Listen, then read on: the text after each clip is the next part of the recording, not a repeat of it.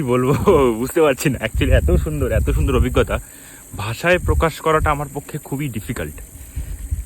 7 তারিখে যখন আমি কাঠমান্ডুতে ছিলাম তখন আমার ভিসা অ্যাপ্রুভ হয়, অ্যান্ড আমি পরের দিনই কলকাতা চলে আসি এবং ফ্লাইটের টিকিট বুক করে নিই। ট্রানজিট ভিসা নিয়ে প্রবলেম ছিল, তো সেটা যাই হোক ম্যানেজ করেছি।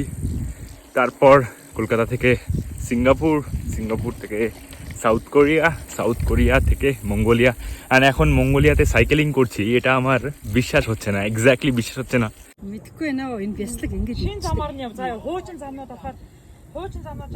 অ্যাকচুয়ালি এই বুগত গ্রামের 100 বছর পূর্ণ হলো, তো এই জন্য যারা গ্রামে ঢুকছে সবাইকে এরা ঘোড়ার দুধ আর পনির দিয়ে এই যে ডাকছে, এই যে সবাইকে ওয়েলকাম করছে। This is amazing.